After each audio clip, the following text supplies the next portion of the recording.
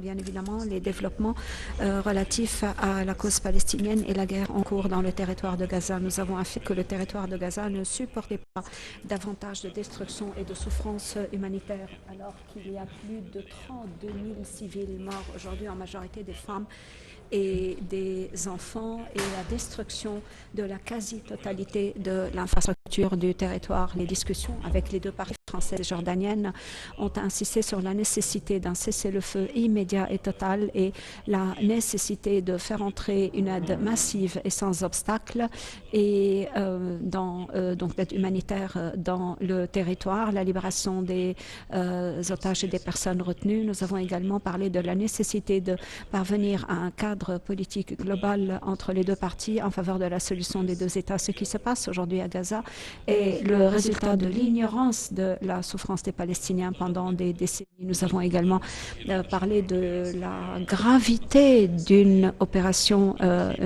militaire israélienne sur Rafah et des conséquences très graves qui en découleraient. Et nous sommes d'accord avec la partie française et la partie jordanienne pour alerter sur les dangers d'une telle opération militaire, puisqu'il y a plus de 1,1 million de déplacés dans cette ville, y compris des femmes et des enfants. L'Égypte réaffirme son refus catégorique, et je répète, son refus catégorique de déplacer les Palestiniens de leur territoire ou de liquider la cause palestinienne de quelque manière que ce soit. La situation à Gaza nous conduit à nous poser des questions nombreuses sur le concept de droits de l'homme. La communauté internationale continue à utiliser des critères injustes concernant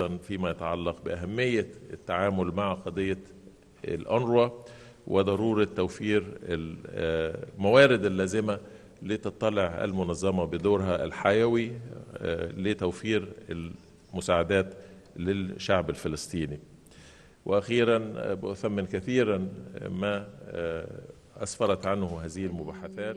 Résultats de ces discussions, à savoir une vision claire sur la nécessité de trouver une solution aux problèmes actuels, étant donné leur impact, non seulement sur la population palestinienne qui souffre beaucoup et qui est menacée par la famine. Plus de 2 millions de Palestiniens. يتحمل المجتمع الدولي هذه الفرضية ويعمل على تجنبها، ولكن من ناحية أخرى قضية وقف إطلاق النار ودخول المساعدات وعدم النزوح قضايا حالة، ولكن أيضا لابد أن نتعامل مع مبادئ سياسية لإنهاء الصراع على أساس حل الدولتين وإقامة الدولة الفلسطينية، ليس في إطار مسار آخر المسار الماضي led us to 3 centuries من إقامة الدولة الفلسطينية from which to establish the Palestinian coast that would lead the interests of the Palestinians and the Israeli peoples. I would like to welcome once again to my dear friends, and I'll give the floor now to His Excellency Mr. Ayman Al-Safadi.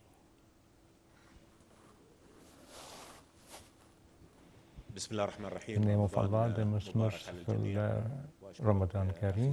And I thank you, my brother Samah, to provide us this important meeting here among us and my colleague, the French Foreign Minister, to address the most important issue, which is to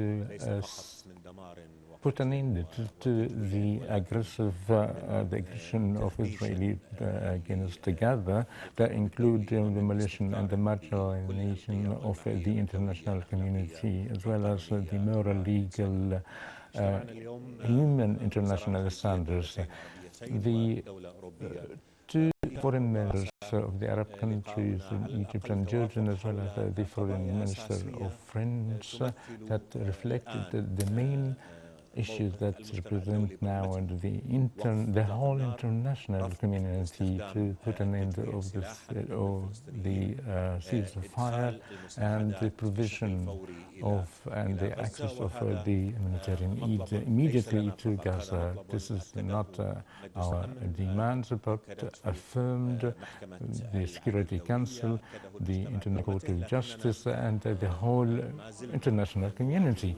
Yet we still face in Israeli rejection that led to the killing of more innocent people and destroy the Gazian community, and as well as the credibility of the multilateral community.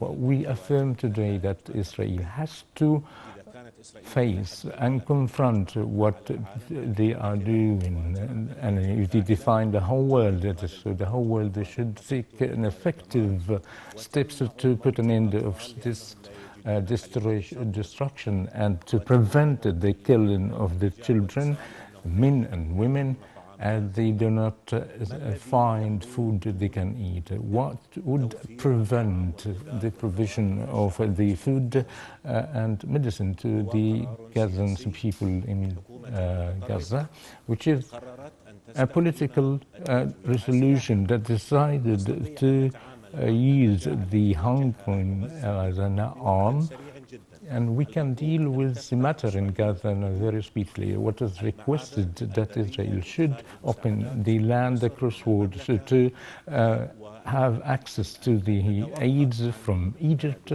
to Gaza, as well as from Jordan to Gaza. When a respectable international organization saying that more than 1.5 million is facing the hunger and famine, that we are in fact facing a real catastrophe, and the disability of the Israel or the international community to prevent an extremist creed represented by the Israeli Prime Minister, such represented like killing civilians and children. We wish to have a real and effective world mobility to put an end to this catastrophe, and to put a punishment to the Israeli side based on the international community, and to put an end to the aggression, and to have access to all the Palestinians need in order to continue their life. Also, the army in Israel should be stopped. All the Security Council should be compiled in order to prevent the innocent to be killed from hunger. We are talking about at this moment and that require clarity and honesty, and that we also should put into consideration that the future would be more dark, and if it is this the status continue and no other part to have a two-state solution and to have the right of dignity for the Palestinian people to live in order to have the whole region to live in peace and security. Yet we're still facing reluctance of rejection of the Israeli part and to refuse any political solution. But we are gathering today that through which we affirm in our proposals to lay out, to be laid out for the purpose of the sustainable peace. And our meeting were based by intensive communications between our leaders, as well as the meetings of President Abdel Fattah al-Sisi, the King Hussein, and President Macron, as well as His Royal Highness of the Jordanian King. Our meetings are going to continue. The French stance has been developed as they call for a ceasefire, and we are adopting. We call upon it to adopt this resolution internationally, and the issue of the UNRWA, Israel isn't just laying out a state of hunger to the Palestinian people, but to prevent the assistance in humanitarian by targeting the UNRWA and defaming its reputation, and to attempt to stop the political and social support by the UNRWA. We affirm the stance and of the UNRWA that cannot be replaced, and any attempt to hinder the work of the agency is as an increase of killing the Palestinian people by hunger and thirst. We thank France for its support to UNRWA, and we hope to find more support, not just from France, but from the international community. All the thanks for you, Mr. Sameh Shoukry, and in attempt to find a solution to regain the humanity, its identity, by rejection the unjust and hunger. Thank you.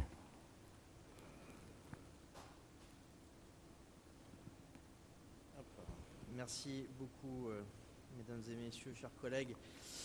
Pour obtenir effectivement un cessez-le-feu, comme pour trouver d'ailleurs une issue politique au conflit, la France doit et donc veut travailler avec ses partenaires arabes, et c'est pourquoi je me réjouis que nous ayons pu nous réunir aujourd'hui au Caire avec mes homologues égyptiens et jordaniens, qui est en réalité une continuité, et mon homologue jordanien vient de le dire, une continuité des bonnes relations qu'ont nos chefs d'État et de gouvernement entre eux maintenant depuis plusieurs années, et qui nous permet aujourd'hui de coordonner une partie de nos actions internationales. Alors merci beaucoup, cher Sameh, pour ton accueil d'abord, et pour le travail que nous avons commencé aujourd'hui, qui n'est pas fini. Nous avons interrompu nos travaux pour venir vous parler, mais un certain nombre de points vont être encore abordés cet après-midi.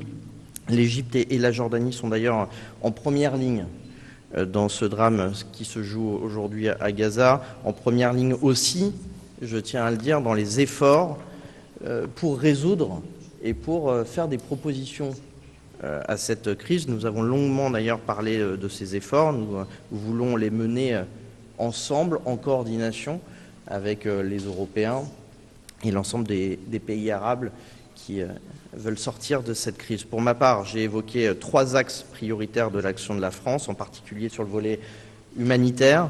Nous avons d'ailleurs coordonné une partie de nos actions déjà sur le volet humanitaire, avec un certain nombre de largages. Le Dixmude était sur place, mais nous avons fait beaucoup avec à la fois l'Égypte et la Jordanie sur ce volet-là. Et la France veut porter également un volet politique, et nous voulons le porter au Conseil de sécurité des Nations Unies dans les prochaines semaines. Et la concertation a donc commencé avec un certain nombre de pays sur le contenu de ce volet politique que nous souhaitons également porter. Donc la situation humanitaire, comme je le disais, est tragique. 2 millions de personnes manquent de tout. Plus d'1 million ont d'ailleurs trouvé refuge à Rafah et sont aujourd'hui placés devant le risque d'un nouveau déplacement massif en cas d'opération terrestre.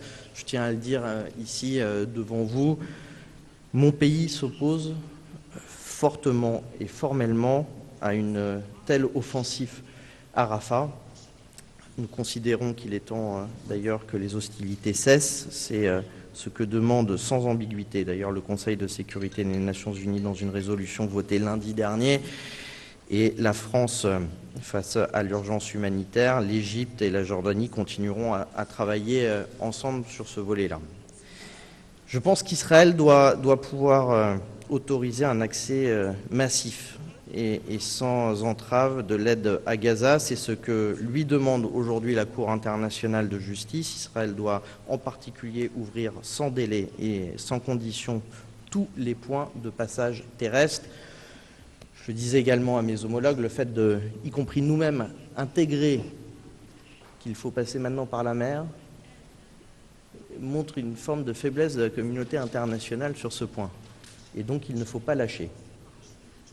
Nous devons obtenir des points de passage terrestres de l'aide humanitaire, le rappeler et en faire une condition absolue. La tragédie en cours à Gaza ne sert pas la sécurité d'Israël et des Israéliens. Il est essentiel qu'Israël d'ailleurs maintienne des relations apaisées avec ses voisins, avec l'Égypte et la Jordanie notamment, qui doivent être préservés des effets de cette guerre. Je pense aussi au Liban, où une confrontation d'ampleur entre Israël et le Hezbollah ne ferait que des perdants dans cette hypothèse.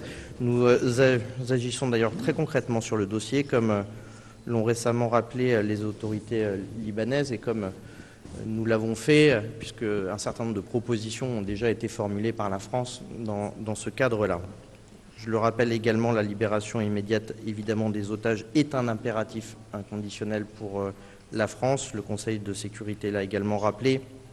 Et je souhaite avoir également une pensée pour les 42 Français qui ont perdu la vie dans les attaques terroristes du 7 octobre. Nous ne les oublions pas, comme nous n'oublions pas d'ailleurs nos 3 ressortissants, toujours otages. Avec ces actes, nous considérons également que le Hamas a une responsabilité, la responsabilité aussi d'avoir provoqué, en tout cas, cette guerre dont le peuple palestinien aujourd'hui paye le prix et les conséquences. Voilà, cette conviction est celle de la France. Elle rend d'autant plus crédible d'ailleurs les exigences que nous formulons à l'égard d'Israël. Et je pense notamment à la situation en Cisjordanie, où l'accélération de la colonisation illégale en droit international compromet d'ailleurs le futur État palestinien, et les premières mesures ont été prises contre les colons coupables de violences envers les civils palestiniens. La France envisage également d'autres mesures de concertation avec ses partenaires, notamment européens, pour aller plus loin sur ce volet-là. Enfin, pour sortir durablement de cette crise, il faut une solution politique. Je le disais en introduction, elle est connue, c'est la solution à 2 États, la seule qui puisse garantir d'ailleurs la paix et la sécurité aux Israéliens comme aux Palestiniens.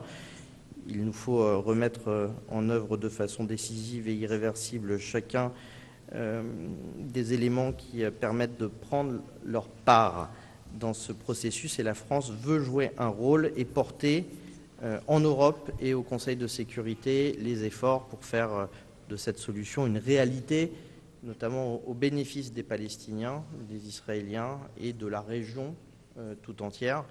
C'est le sens d'ailleurs de l'initiative de la France au Conseil de sécurité, et donc il est temps de poser un certain nombre de bases d'une paix durable avec un certain nombre de critères qui sont bien connus mais qui doivent aujourd'hui faire l'objet d'un consensus aussi international. Et c'est dans cet esprit que je suis venu échanger avec mes homologues, à la fois pour commencer à discuter de ces paramètres de la solution à 2 États, de cette initiative éventuelle de la France au Conseil de sécurité avec une résolution politique. Donc, chers collègues, je voudrais d'abord vous remercier de votre accueil chaleureux et remercier également des échanges que nous avons eus, qui sont des échanges en toute transparence, qui sont des échanges francs et constructifs que nous avons eus. Et je serai également heureux de pouvoir vous accueillir à Paris dans les prochaines semaines pour poursuivre évidemment ce travail qui est un processus de construction dans la durée. Mais si nous voulons mettre un certain nombre de fondations qui nous permettent de construire la paix, qui est quand même notre objectif principal à tous, il faut à la fois prendre le temps, mais en même temps faire part d'une forme d'urgence. Et l'urgence aujourd'hui, elle est humanitaire. Et la crise aujourd'hui, elle est humanitaire. Et donc, travaillant sur ces 2 volets, la crise humanitaire et le volet politique, je pense qu'ils sont indissociables de la résolution de ce conflit. Merci. شكرا. هنفتح المجال للأسئلة.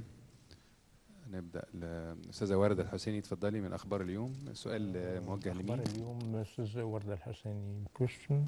شكرا جزيلا. Thank you very much. My question for His Excellency Mr. Sameh Shukran to the CDI International Justice Court is adopting a precautionary measures among the case against Israel of the genocide and Israel would compiled. Have you tackled what is may be taken from measures and steps to have an appreciation in Israel, and of course included by the biggest countries such as France? In the framework of dealing with the crisis and in the framework of the politics, we've already tackled the capabilities provided to the international community, the permanent members of the Security Council, the effective states such as the European Union. All these states of the international community are their responsibilities of the humanitarian status, the preservation of principles settled by the whole world, being the governing principle to what has been agreed upon in the era of modernization, and to have an exit of the framework of the superpower, but should go in favor of the humanitarian issues. And we urge all these countries to employ such mechanism. We've never actually talked about the precautionary measure, but I think it is the court to adopt who would comply with the decision and going or resorting once again to the Security Council. They are compiled with the international mechanism are provided, but for the parties to have the power to go in which to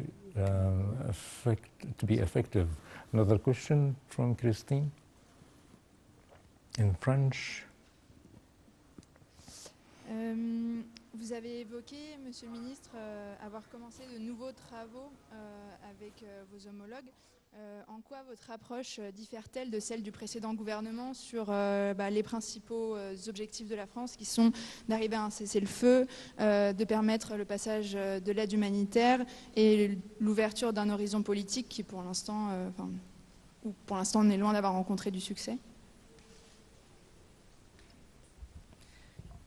Pour être très clair, nous concertons sur une initiative française au Conseil de sécurité sur le volet politique, et donc une potentielle future résolution qui pourrait être portée par la France et qui permettrait d'avoir l'ensemble des paramètres de la solution à deux États, et qui nous permettrait également d'avoir un outil politique pour la communauté internationale, consensus, une organisation.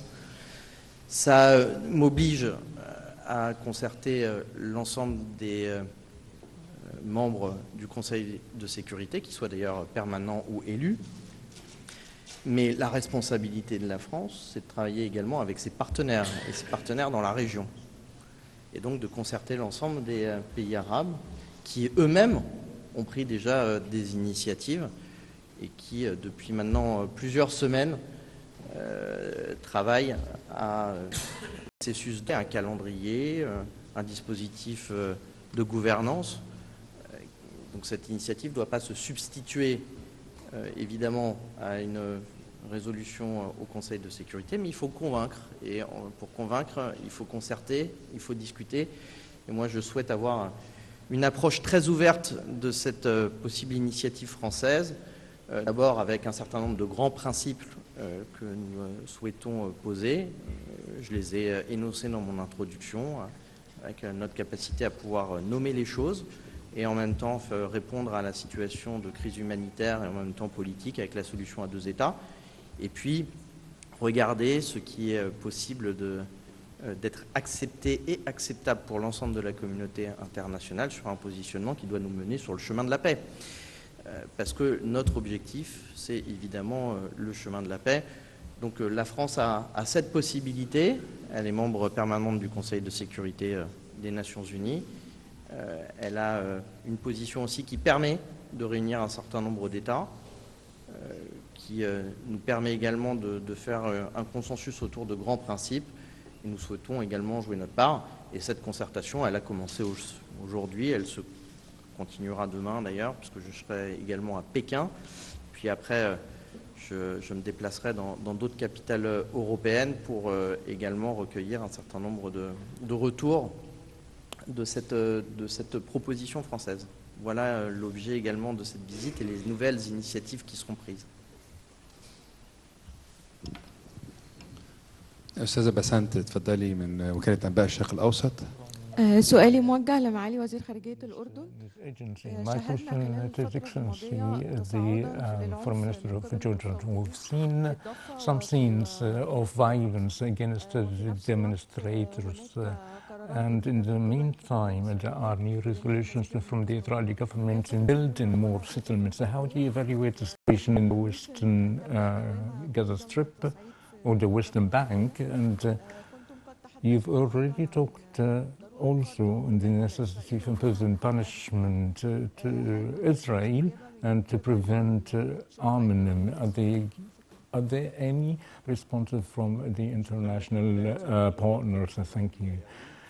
The situation is intense in the Western Bank that suffers a great catastrophe, a crisis representative of a very systematic Israeli policy that targeting to the siege of the Palestinian people. We see the increase of settlements and too many sophistication of the Palestinian land and military operations against the civilians.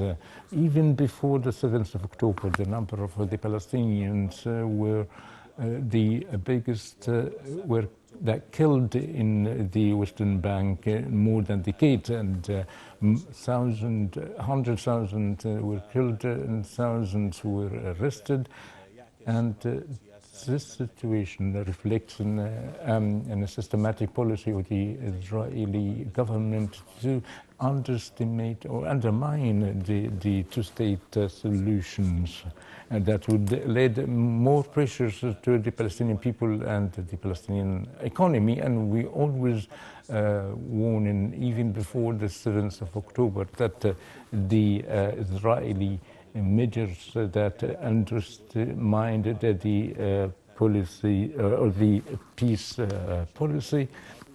And I quoted the King's speech in the United Nations that warned the dangerous situation and killing the Palestinian dream to live justly and freely in the whole region.